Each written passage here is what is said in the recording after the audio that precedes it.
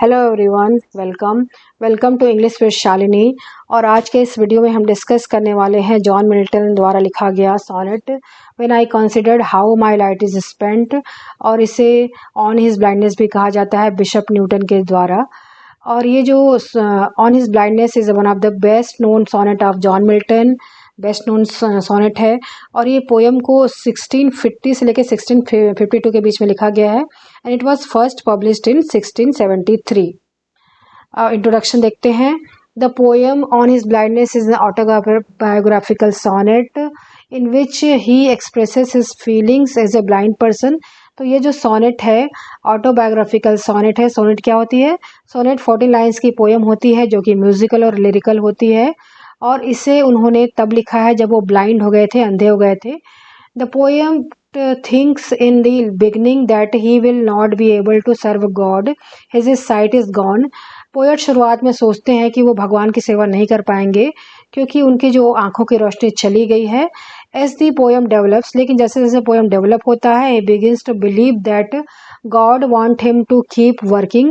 भगवान चाहते हैं कि वो काम करते रहें in spite of the fact that he lost his eyesight। और इस फैक्ट के बावजूद कि वो अपनी आंखों की रोशनी खो चुके हैं। In the and he is assured that he is serving God. और कविता के अंत में वो एश्योर हो जाते हैं कि वो भी भगवान की सेवा कर रहे हैं। Like the angels and other human beings who must wait for the orders of the day. जैसे कि और जो एंजल्स होते हैं, जो देवदूत होते हैं और जो ह्यूमन बीइंग्स होते हैं, भगवान के भाग्य को स्वीकार करते हैं और उनके ऑर्डर का वेट करते हैं कि अब आज्ञा दीजिए भगवान, अब हम क्या करें। The poem has a number of biblical references that depicts Milton's stern belief in God. तो इस पोएम में, चूँकि जॉन मिल्टन बहुत ही ज़्यादा रिलीजियस पर्सन थे, इसमें बाइबल की कहानियों का कई रेफरेंसेस है, कई कहानियाँ हैं इसमें। The poem is written in Petrarchan rhyme scheme. ये पेट्रार्कियन सोनेट है और इसमें ऑक्टेव और सेट में डिवाइडेड है ये। और इसमें आयम्बिक पेंटामीटर में लिखा गया है। तो हम इसके देखते हैं एक्सप्लेनेशन को। On his blindness when I considered how my light is spent ere half my days in this dark world and wide and that one talent which is death to hide lodged with me useless though my soul more bent.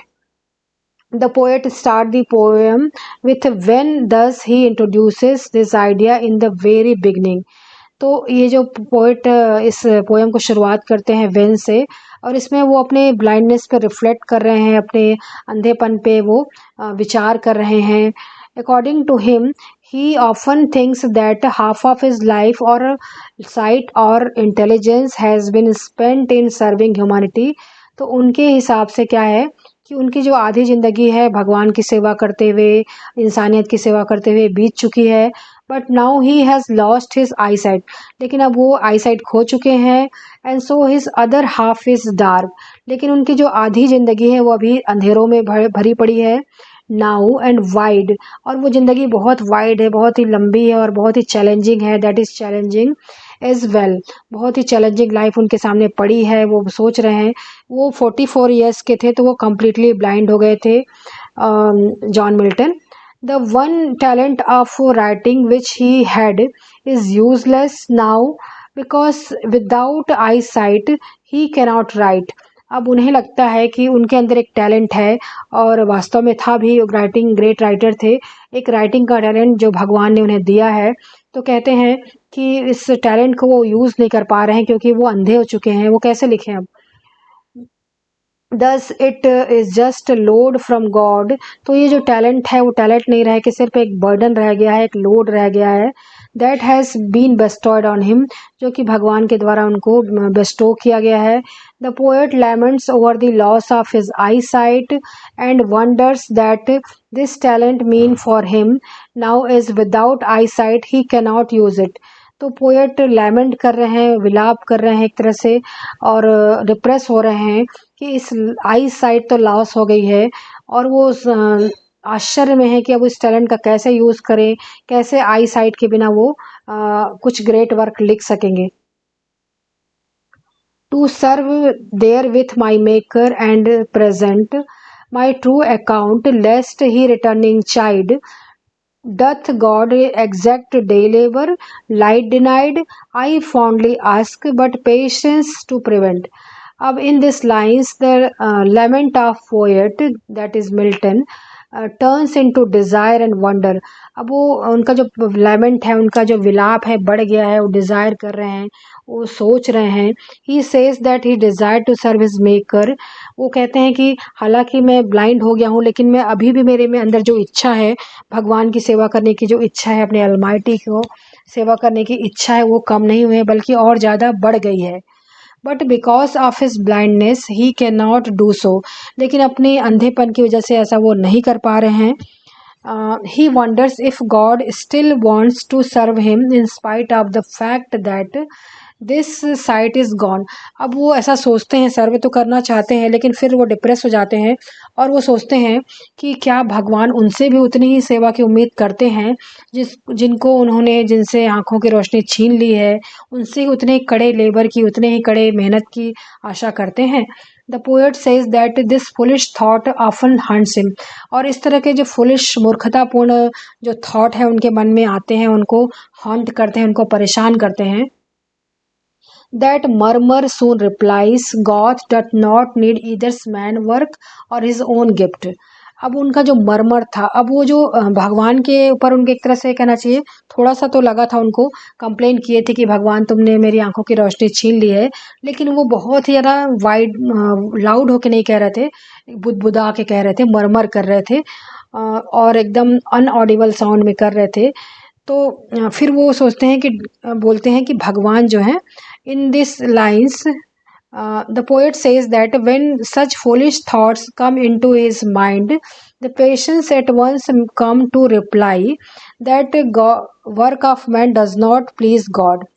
तो अब वो ऐसा सोचते तो हैं, foolish thought उनके मन में आया तो सही कि कैसे वो सर्व कर पाएंगे, लेकिन उनके अंदर का जो पेशेंस है, जो धैर्य है, वो आ गया, रिप्लाई करने आ गया. और उसने कहा कि चुप करो, कुछ कंप्लेन मत करो भगवान के सामने. और भगवान को ये ज़रूरत नहीं है कि कोई उनको खुश करे, किसी के खुश करने की उनको ज़रूरत नहीं है. But the who best bear his mild yoke, they serve him best. His state is kingly, thousand at his bidding speed. अब कहते हैं कि but the who best bear his mild yoke, that is the one who remains patience.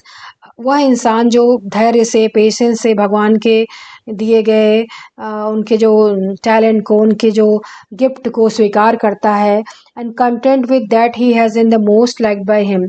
तो वही भगवान के द्वारा सबसे ज़्यादा प्रिय है, उसे ही भगवान सबसे ज़्यादा पसंद करते हैं, उस धैर्यवान वाले भक्त को पसंद करते हैं. God has a huge kingdom. भगवान का जो किंगडम है बहुत ही बड़ा है, पूरी दुनिया के वो मालिक हैं. And there are thousands of angels and human beings who remain in motion to carry God's order. और सिर्फ वो अकेले नहीं हैं, बल्कि हजारों एंजल्स हैं, देवदूत हैं, इंसान हैं, जो कि उनके एक इशारे पे दौड़े चले आते हैं, उनको उनके सेवा करने के लिए दौड़ते हैं, उनको खुश करना चाहते हैं, भगवान को, उनके ऑर्डर को फॉलो करते हैं. They never take rest. और ये विदाउट रेस्ट करते हैं, बिना रुके, बिना थके करते हैं. The poet compares them with those who have the talent and use it to serve God. और उनके अंदर भगवान ने टैलेंट दिया है, उस टैलेंट का इस्तेमाल करते हैं, उस क्षमता का इस्तेमाल करते हैं, भगवान को सेवा करते हैं. And post over land and ocean without rest. They also serve who only stand and wait.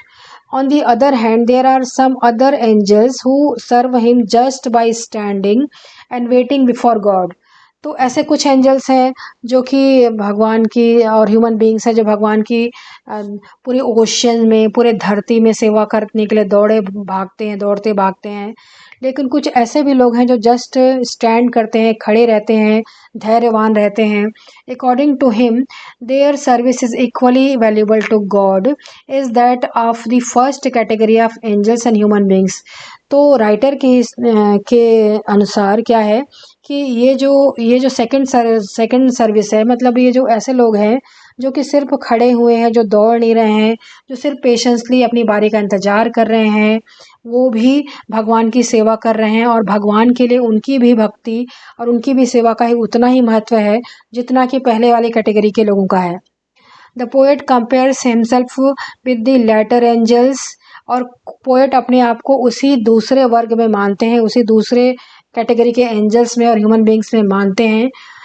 Who just keep patience, जो सिर्फ धैर्य रखते हैं, पेशेंस रखते हैं। Thus, in the end, the poet is quite satisfied, as he is also serving God just by keeping patience. तो आखिरी में, पोएम के आखिरी में जो पोएट है काफ़ी सेटिस्फाइड है कि वो भी भगवान की सेवा कर रहे हैं, क्योंकि वो पेशेंटली अपने भाग्य को स्वीकार कर रहे हैं। तो आखिरी में क्या है कि भगवान जो है भगवान की भक्ति को वो स्वीकार कर लेते हैं और मिल्टन कहते हैं कि मुझे भगवान से कोई क्वेश्चन नहीं पूछना चाहिए और मुझे सिंपली जो रिस्पॉन्सिबिलिटी मेरे भगवान ने मुझे दी है उसको स्वीकार करना चाहिए। और यहाँ पर मिल्टन को अपने अंधेपन के साथ वो समझौता कर लेते हैं, अपने आई साइट के साथ वो समझौता कर लेते हैं और वो यहाँ पर अपने आप को मानते हैं कि वो डिसेबल्ड नहीं है, वो एक तरह से कहना चाहिए अपाहिज नहीं है, बल्कि वो डिफरेंटली एबल्ड हो गए हैं, वो दिव्यांग हो चुके हैं और वो एक तरह से अपने इन टर्म्स वो अपने टर्म्स हो चुका है, उनका आई साइट के साथ उनको समझौता हो चुका है, भगवान के भाग्य के द्वारा उनको समझौता हो चुका है। और वो कहते हैं कि भगवान मुझे आशीर्वाद देंगे ताकि मैं अपने इस जर्नी में आगे बढ़ सकूं विदाउट आई साइट। और ऐसा हुआ भी, आई साइट नहीं होने के बावजूद भी उन्होंने जो पैराडाइज लॉस्ट, पैराडाइज रीगेन्ड लिखा, सैमसन एगोनिस्टस लिखा, ग्रेट वर्क लिखा, वो डिक्टेट करते थे और उनकी जो डॉटर थी वो लिखती थी। तो ये था on his blindness. Thank you so much for watching.